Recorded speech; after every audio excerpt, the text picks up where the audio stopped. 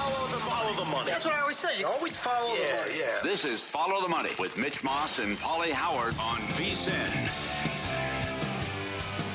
Here we go. Welcome in. Follow the Money on VSiN, the Sports Betting Network. Mitch Moss along with Paulie Howard. We're live in downtown Vegas. Circa Resort and Casino is the spot. A 3-hour banger lined up for you today. It's going to be a fun day, man. It is action-packed. We have awesome guests on the show. Free agency, Mitch. Malcolm Bamford in 30 minutes. World Cup, Matt Vasgersian. Major League Baseball today. Most wins in July. Chris Bellman, 90. Mike Palm on the program. Derek Stevens as well. We'll get to the World Cup in about 15 minutes. We'll get to LeBron coming up as well. But the news that just dropped not that long ago, it is a done deal according to Shams. The Clippers have traded Kawhi Leonard back to the Toronto Raptors in exchange for Brandon Ingram, Grady Dick, 2 first-round picks, 1 pick swap, and 2 second-rounders. So let me get this straight. The Raptors never had to give up Jacoby Walter, and they never had to give up Colin Murray Boyles in this trade. Brandon Ingram is a nice player, and I'll leave it at that. I think it's a great trade for Toronto. Yep. I'm not going to sit here and tell you to bet them to win the East right now, or they're the best team in that conference, but I love the move for the Raptors. The hell of a trade. You went 7 games with Cleveland, and you had 2 starters out because Ingram was hurt in that series. Maybe it was more of an indictment of Cleveland. But certainly Toronto shocked a lot of people, and you're right, they didn't have to give up much. I'm looking at 9-1 at DK, 8-1 at Caesars, and this becomes a very interesting conference if the Cavs can nab LeBron as well. And your source has been strong on that's going to happen, and he's in Akron today. It's just it closes the book on the debacle with the Clippers, where Kawhi would only go if they got Paul George and they gave up an MVP in the trade and 2,000 picks. So it never worked out. He couldn't stay healthy. He's still a hell of a player, but it just was a disaster in L.A., and they have to rebuild and start over. Did you see what Bill Plaschke wrote about it over the weekend? No. Longtime columnist, L.A. Times. He simply called it the worst free agent move in the history of the sport. Yeah. Brunson the best. I would have this one. I wouldn't argue. With all things considered, I know. And they had to do what they did to get Paul George as part of this thing. I'm not going to sit here and disagree. But no. Having said that, the whole story about Kawhi. I mean, join the club. This is the same thing with Anthony Davis and others in the league. Can he stay healthy? If he does, we saw it last year. Was he a top 5 player in the league? He was close to it. I know that. Yeah. The guy's still fantastic on the basketball court on both sides. Yeah. Can I rule out a suspension? That might be coming the other thing. Maybe that's why the trade wasn't so good in terms of what you had to give up as far as players. Who knows if they dropped a hammer and say, hey, you're out 20 games. Or so. I don't know how or you're docked picks or something with the shenanigans. That's the other. That's a good point by Plaschke, too. The mess that they're in right now. Oh, yeah. As a result with the, allegedly under-the-table payments and a wink-wink deal to get there as well and what was done. So they're going to have Shed, Barnes, Kawhi, R.J. Barrett, Murray Boyles, like I talked about. Quickly, we'll be back with the team. Walter, very young player, only in the league for 2 years. Boyles was a rookie. Mm-hmm. That's a pretty strong, 8, 9, 10 player rotation here for Toronto. Mm-hmm. And my takeaway also was what Stormy and Von Tobel said. How are the Boston Celtics plus 250 to win the conference? Yeah. When you're going to trade your second best player, and even if you can, kiss and make up, I still question that. And I'm still waiting to see what Charlotte's going to do. If there could be a big move.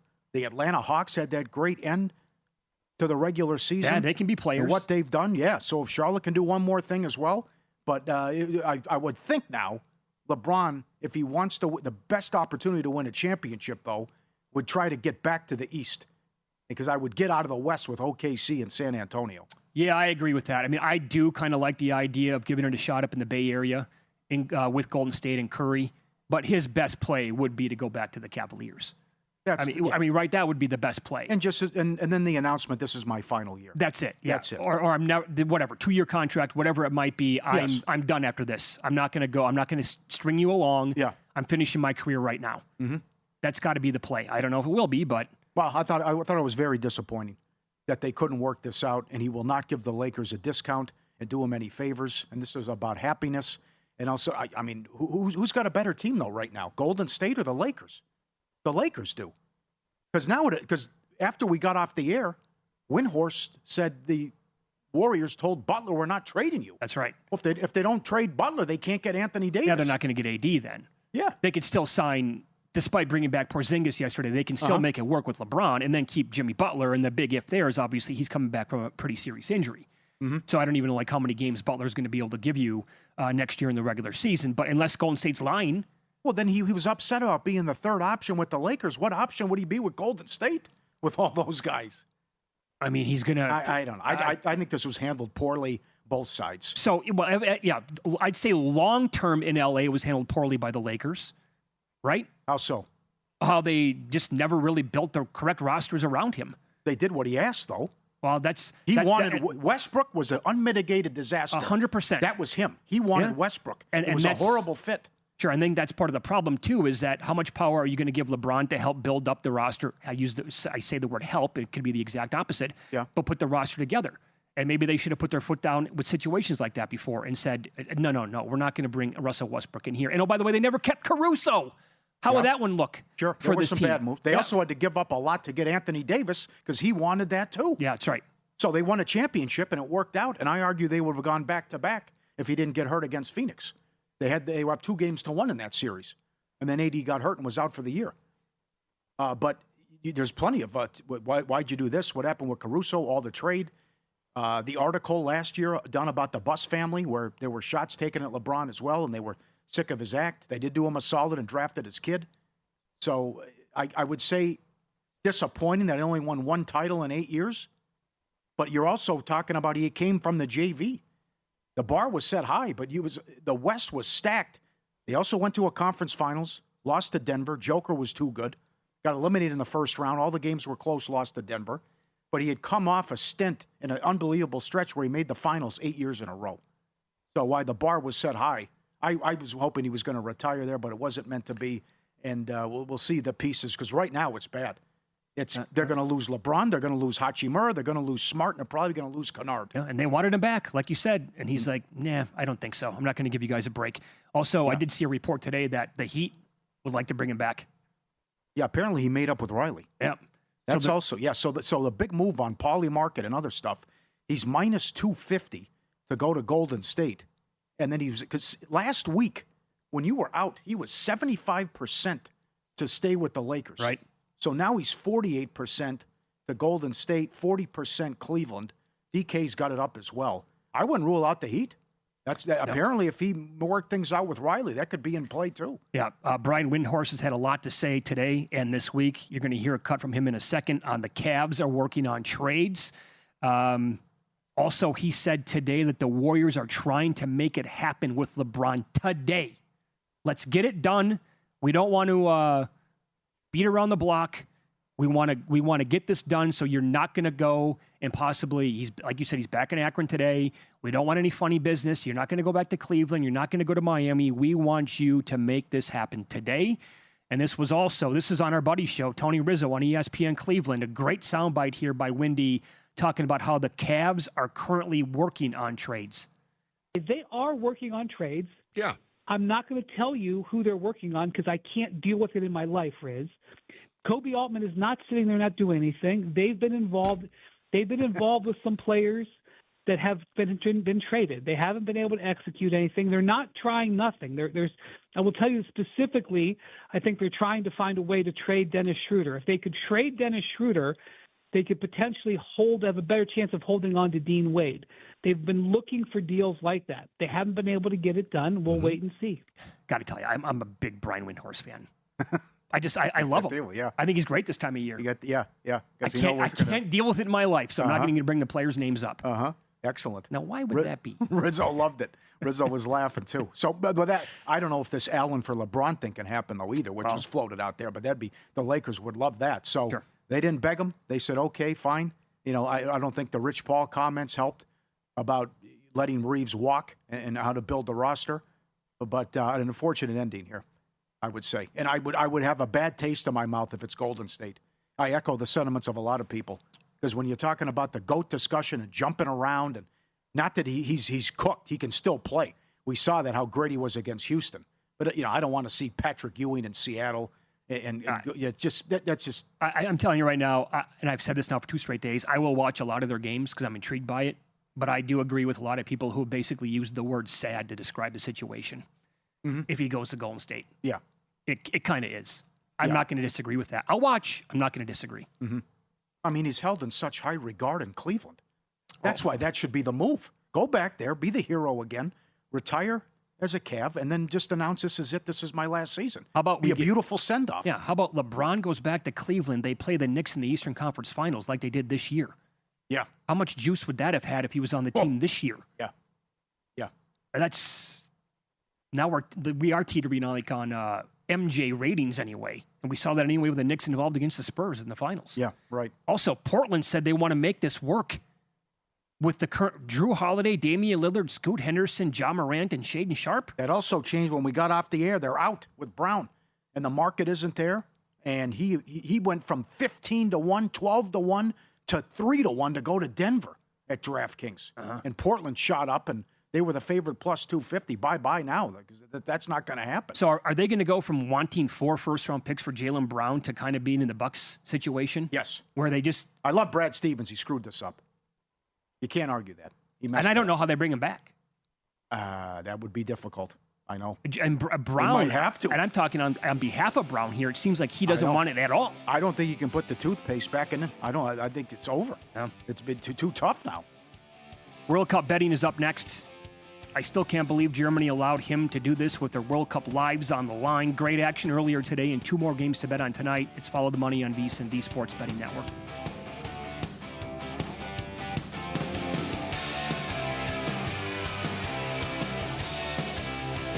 So you're listening to this podcast because you want an edge. But what if I told you you're only halfway there? You've got the mindset. Now it's time to get the toolkit to match. Here's the thing. Pro bettors spend thousands on data and tools, but what they don't want you to know is you can get the same edge for a fraction of the cost with VSiN Pro. With VSiN Pro, you get access to expert picks, public betting data, prop projections, powerful tools, analytics, and more. Tap the link in the description and see why thousands of bettors are already using VSiN Pro to cash more bets.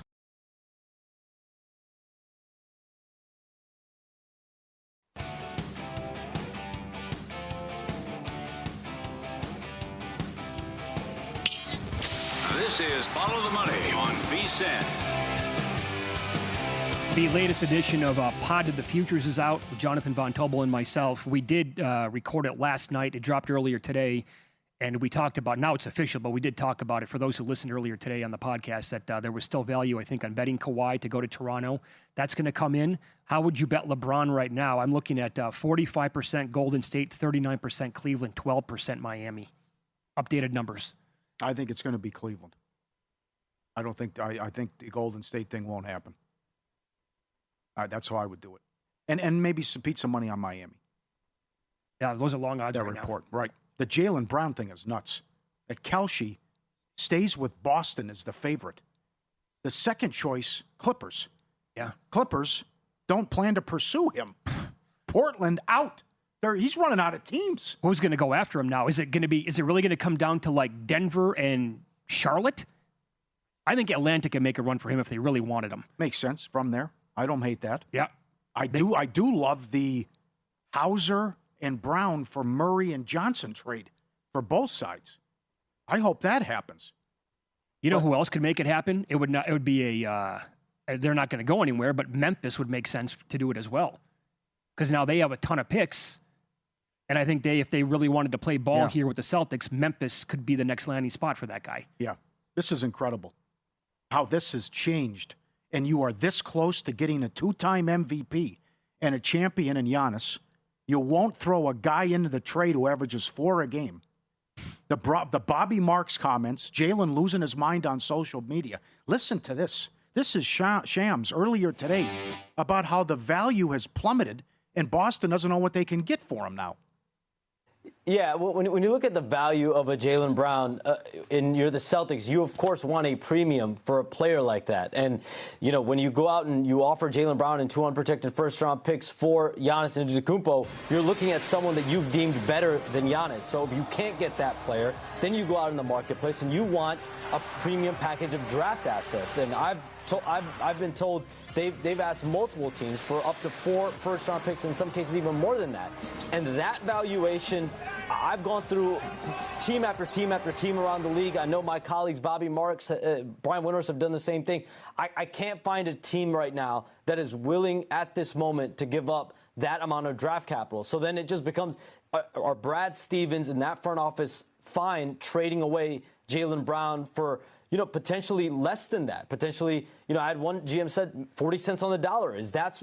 Because that's what it's come down to in Boston. They just have not been able to find teams as of yet to get to that threshold, but there's still a lot of time left in this offseason. Well, I would say that congratulations to teams across the league then, because they they finally woke up and they realized that we don't have to break the bank and give up our entire future for a guy like that. Paul, we live in an NBA world a couple of years ago where he absolutely would have fetched 4 first-round picks. Look at Mikal Bridges. Yes. I mean, the teams have done this. They have lost their minds our entire lifetime, basically, doing this. And now maybe this is just like a new NBA. They didn't do it for Greek Freak. And clearly right now it's happening in real time. They're not going to do it for Jaylen Brown. Good job by the league. Mm-hmm. And it's something to dive into deeper, though. And when Bobby Marks was on Geltzeiler's show about what a GM told him, I mean, the on-off numbers are something. And the net rating in that, and you look at it with the team and the roster, which he had a great season, but then you look at how much he makes in the on-off numbers, and sometimes they were better without him when he was on the bench. It's a fascinating discussion. But I think between the contract and what they're asking for, and the also thing is they know they're desperate. Because once you dangle him for Giannis and he's pissed off at you and it doesn't go through and you don't get him, then now you're stuck. Yeah. And they're finding that out. And teams are saying, no, we're not going to give up what you're asking for now. That's crazy. How about this today? World Cup action. I got into the car to drive in to do the show with you. And as soon as I got in the car and I popped on VSiN, Stormy and JVT, because I had the over 2.5, and I left when it was 1-1, and Ivory Coast had just scored, and I'm like, this is going to be a losing bet. The second that I got into the car, they are like laughing and going crazy on the air because a bunch of Norwegian fans were here at Circa taking their shirts off, celebrating. And I was like, yeah, it's a winner right there. They are chanting, standing up, and doing that rowing the whole time. I know it. We had friends who were at the match today in Dallas. It was it's something with those crowds. And Howland, it wasn't the prettiest goal. Well, he kind of flubbed it, but everyone cashes that ticket, and we get a great matchup Sunday. Brazil's only $1.10 to win. I think I'm gonna have to bet them. So hopefully we get Brazil, Norway, and England, Mexico on Sunday with those matches. Oh, that would be a doozy. And this action again. How about yesterday overall? The ball teams to score cashed in all 3 games. You had 2 draws in regulation. 2 games went to penalties, and all 3 teams that trailed came back to win. Yes.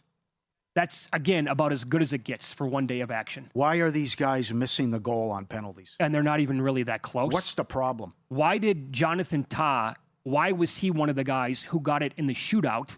Why'd they go to him there for Germany?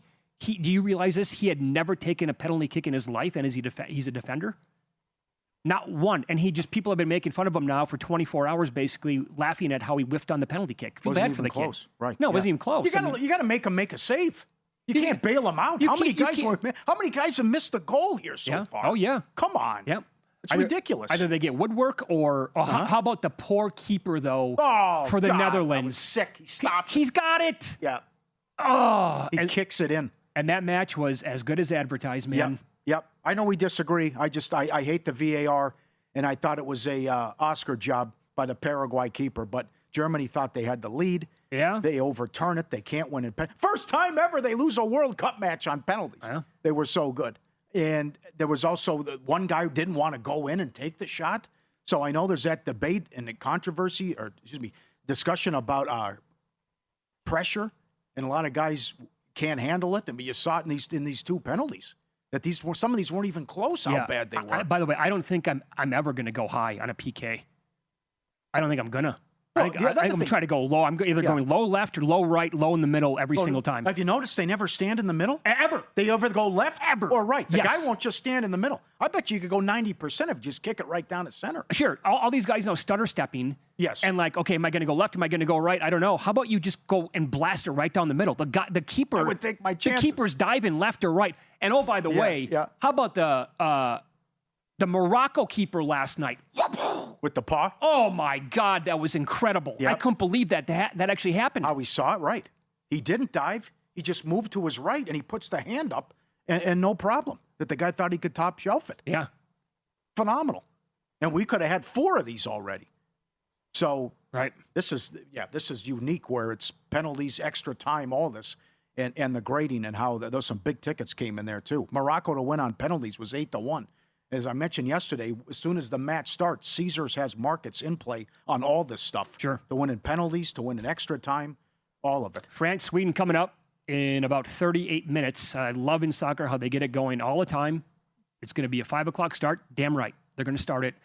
France is obviously a very popular bet, either like -1.5. I know Nigel Seeley wrote about it at vsin.com. Yep. He has one of the bets on the Asian handicap, -1.75 goals as well. And they're going to be very popular, like on, to advance parlays as well, because they have probably been the best team in the tournament to date. What they've scored 2, they've conceded twice, I believe, overall. Look at this path, too. I mean, if you win, you play Paraguay now. All right. That's the other thing. It was unfortunate. Not that Germany would have won, but Germany-France would have been crazy. That could have been 4-2, what final score. -1.5, -$1.20. FIFA rankings, number 2 against number 36. And some also saying they could win by 3 goals in this one. Yep. And go over. So you're right. They are so good. The bracket's right there for them. They should. We might get France, Argentina again, but they should be able to take out Sweden here. Thought the same thing about Germany, but then again, this is a whole different ballgame. Yep. France is much better than Germany. Are you in on an Mbappe goal today? Earlier, he let me down in the last match. I know he let me down as well. $1, yeah.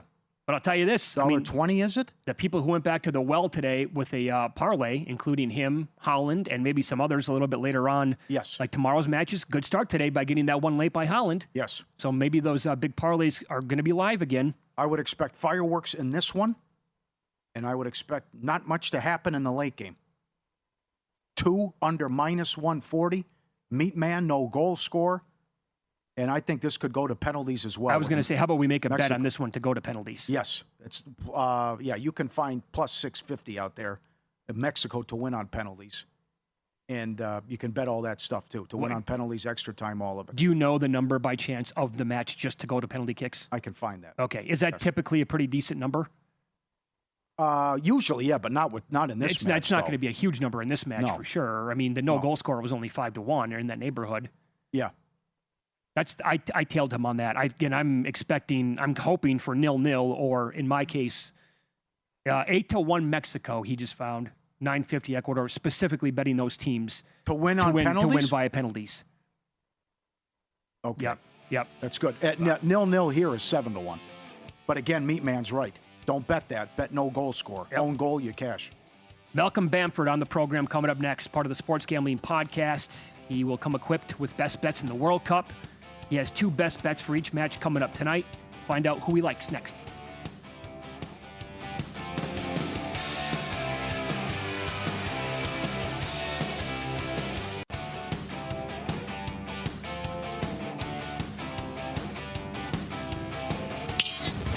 This is Follow the Money on VSiN. Much more here on the World Cup, including some best bets as we go out to the Progressive guest line. Malcolm Bamford joins the program, part of the Sports Gambling Podcast. Malcolm, thanks for the time today. We appreciate it. But as you were telling us during the break, another gig that you have is that you actually call some of these matches for apps that have the scores on it and everything like this. So you were calling Germany and Paraguay yesterday, the entire match, and that match, the way it ended by going to PKs. What was that like for you? I'm exhausted. Honestly, I felt like I'd played in the game. I felt like I'd run a marathon. I was physically, my mind, my voice, it was great. It was absolutely fantastic. It was such a contrast of styles. I have no idea how Paraguay hung in that game, but that's what they do. That's their entire MO. those defenders, they love defending. If you can get some people on your team who love defending, it's a very rare quality. In Paraguay, you've got loads of them. It was absolutely, it's horrible to watch, but it was just really, really exciting. Then the extra time, then we get the disallowed goal. I called that goal as if it was going to stand. Never for a second did I think that was going to get disallowed. Yeah. And then they showed all the replays, and I stuck by it. Again, I never thought they can't disallow that. The goalkeeper sold that. I heard you two talking before, and I know you think that the goalkeeper sold that to the referee too. I never thought it was getting disallowed. And then Paraguay have 2 shots to win it, miss them both, and you think momentum has to be with Germany. And then Jonathan Tah's penalty still hasn't landed, I don't think, and Paraguay won. So the game finished about midnight here, and I was honestly exhausted. I felt like I'd played the 120 minutes. There's a lot to be said about pressure, because I can't believe these professional athletes can't even they're missing the goal time and time again, right? It can only be pressure, can't it? Because I'm sure all 3 of us could walk up and hit the target in the back garden right now. But hopes and dreams of a nation on your shoulders. We saw Tah hit the bar. 2 or 3 of them dragged it a good couple of foot wide of the post. Morocco hit the crossbar. It has to be pressure. I mean, I don't know what that must feel like. We're never, ever going to get close to that. It was quite extraordinary day of football and bodes well for the rest of the tournament. I'm really looking forward to what we've got to come. Well said. Well said. This Sweden getting pounded by Netherlands hasn't aged well to get run out 5-1. What's France going to do to them then coming up?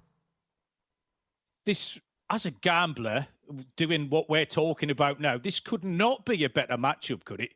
It's so obvious and chalky, but it just that France can score, will score, are very attacking. Sweden can't defend, but they've also got a couple of good players. They're a very offensive team. They've scored 5 themselves in this tournament already. Sweden can join in. Sweden can chip in with a goal here. But I can't see them anywhere near France. France should be at least 2 goals better than them. So as a cornerstone play, is a basic play. I like France on the handicap, -1.5. That's -138. That's not going to win you any prizes. But the goal line, I think, might do over 3.5 goals at +115. And go up the ladder a little bit, over 4.5 at +250. And over 5.5 at 6-1. I've got my correct score here as France 4, Sweden 1. So maybe you could play both teams to score with over 3.5 if you want to play at that angle. But it just screams goals. Every which way you look at it, it screams goals. Okay, and then 16-1 you said on 4-1 exact score for France to beat them? Yeah. Okay. Love it. Is there any future to make on France at this point? Are all the numbers absolutely toast after Germany got beat yesterday? I wouldn't have thought Germany going out would have made too much of a difference. I know. Because they were a little bit of an afterthought anyway, Germany. France, they've halved in price from the start of the tournament. So they were 5-1. They contracted slightly to 4-1. They're now +250. So yeah, I think the value's gone. Anyone who was back in France, I think has probably backed them already. I don't think anything we've seen, Germany going out, that'll have been factored in to anyone back in France. So I wouldn't put you off France. I think they're a perfectly good play. But I think anyone who's backing them has probably got some 5-1 in the back pocket rather than the 250 now. Okay. You expect the exact opposite tonight. Mexico in extra time is 10-1. Mexico to win on penalties, 8-9-1. The total's 2, under -140. What do you think tonight? This is equally beautiful, but for a whole host of different reasons. Absolute war of attrition, this. I think Mexico are too short on the money line. You could argue that Ecuador are the better team. If you're not on board with that, there's certainly not much between them. Ecuador at +290. If you put a gun to my head, that would be the side I choose. The thing is, Mexico never, ever lose at the Azteca Stadium. You've got to go back donkey's years since they lost that game. The only issue with that is they never play really top opposition because of who they're facing qualifying. They'll see the USA, they'll see Canada, but then it's Honduras, Costa Rica, teams like that, Panama. The last time they lost was 2013, I think, against Honduras, and then Costa Rica in 2001 before that. But Ecuador, my handicap was pre-tournament on them. They never get beat. Now, as it happens, they did lose 1-0 to the Ivory Coast, but it was a 91st minute winner in a game that looked like it was going to finish 0-0. Mm-hmm. They then dropped the ball slightly against Curacao, and the win against Germany was one of my favourite games of the tournament so far. They went against what their traditional values are. They had to go and win it. They were playing a good side, and they did. And it was great scenes. It was a great win. The team enjoyed it. I wanted Ecuador to progress. So this one, they'll be back on brand here. The 0-0 draw stands out, plus 450. I don't mind the draw. We had this conversation last week, actually. If you were playing an MLB game tonight at plus 190, you'd think it was a great price. And because this is a draw, something seems a little bit off about it. The game we talked about last week was Paraguay, Australia. Yeah. We then had Algeria, Austria. So we've had two comparison games. They were short draws for a reason. But don't be put off just because it's a short price. Mexico aren't free-flowing. They can defend. Ecuador can defend also. And the longer this game goes on, the cagier it will get. If we get to an hour mark and it's 0-0, both sides, I think, will just retreat further into the shells. They'll just rather not make a mistake than want to go and win it. That is the way they're going to approach this. So I think the draw, 0-0, we're going to get another penalty shootout here. And it's going to be a fun sweat. Yeah. Well, you said last week the crafty play on that Australia match was to bet cards under 2.5, and that came in. It also came in the Algeria-Austria match as well. So the crafty play here would be what? Because you have this pre-tournament again. You have Ecuador to lose eventually in the tournament via penalties, right? So is there a crafty play to make on this match at all tonight? I've got one that's a little bit bigger, yeah. Pre-tournament, it was one of my more off-the-wall plays of Ecuador to lose on penalties in the tournament. It was 11-1, and it was for all the reasons that I've just spelled out. They never get beat. They're not going to win the World Cup. Therefore, the only way they're going to go out is on penalties. Might be this time, might be in the next round. But 11-1, you take your chances. To boost the prices a little bit, there's not a crafty angle, because I think Ecuador are the better team. Ecuador to qualify from the tie is plus 137. But if you add on the under 2.5 goals, that gets you to plus 220. So we're looking at the draw, 0-0 or 1-1, extra time and penalties for Ecuador. Or Ecuador could nick it in a low-scoring game, either inside 90 or in extra time. So Ecuador to qualify, but if you tag on the under 2.5 goals, that gets you to plus 220. You have to be on the side of Ecuador for that. I don't like the cards as much because this could get a little bit niggly. The cards unders has still been a great play, by the way. The referees are approaching every game with a really light touch, and I like it. Paraguay getting that free kick was the exception last night.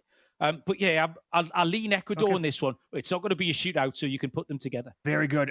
Final minute here. You're also calling USA and Bosnia tomorrow night. Do you have a play in that match?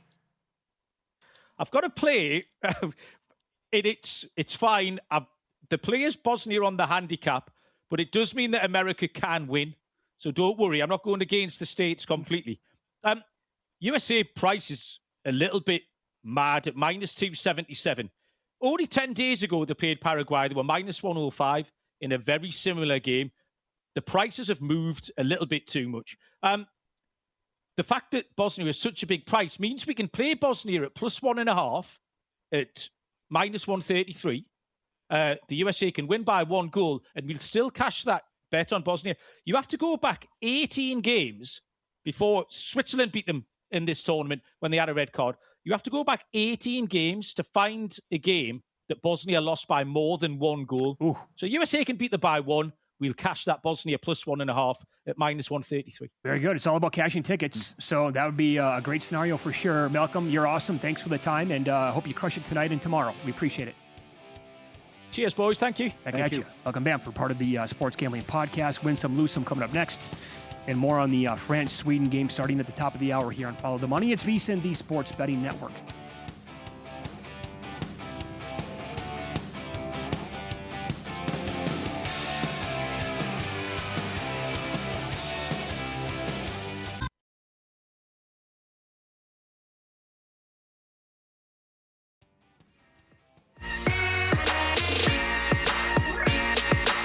Win Some, Lose Some is sponsored by the Sharp Plays.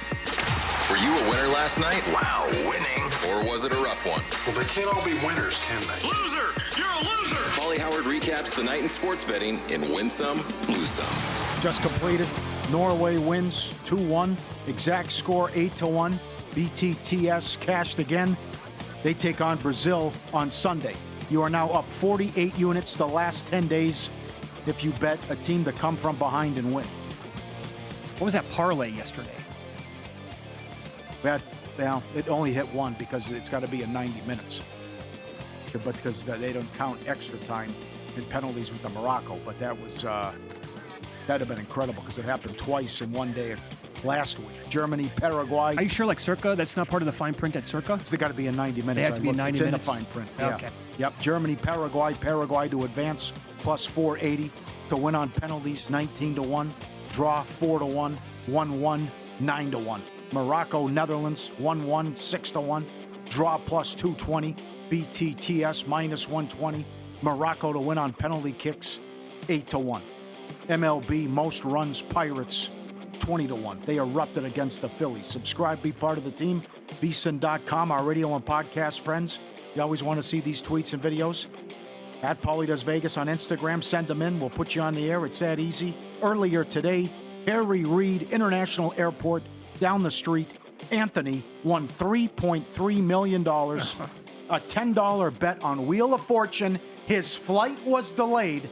So he said, I got some time to kill. How about that? How many times has this happened? Oh, what a story. That's so good. Where it's something involved. Number one, it's at the airport. Two, something about what happened, killing time, whatever.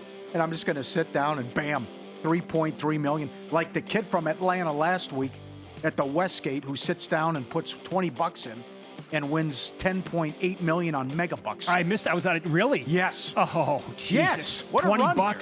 Yeah. And that's the second time it's happened at the Westgate, too. Yeah, I love this discussion. We've done it over the years on this show.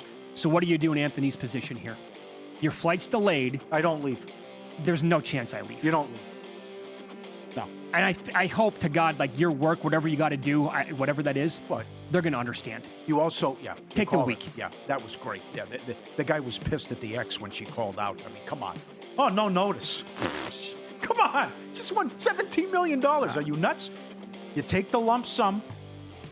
They will send it to you, to your house or wherever you want it to, and you cannot negotiate. That's the offer. And, well, and something like this. Take it. You just say, hey, send it here. You know, I'm going to go get a suite at Paris, whatever. Send me your offer, FedEx it, I'll be waiting, and then we'll play ball. Wire me the money. I wonder if you could actually say, can you deliver it to the airport right now? I don't. What's the turnaround on that?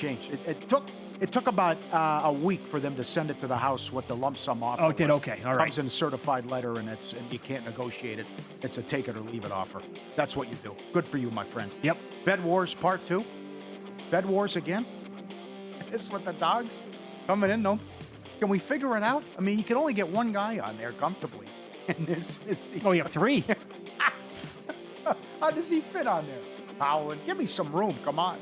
Hey, here he comes. Here he why comes. not a fourth one? Sure. Right. These are big dogs, too. Well, you got Bed Wars, and he's upset. Not enough room there. That's excellent. Oh, strong. It's a size for like one dog. I know. Come on. We got three of them there. Come on. Got to be close to one another. Sports calendar never stops. Sharp Plays covers it all. All of it documented. Logs posted publicly. SharpPlays.com. Respected, watched, and feared.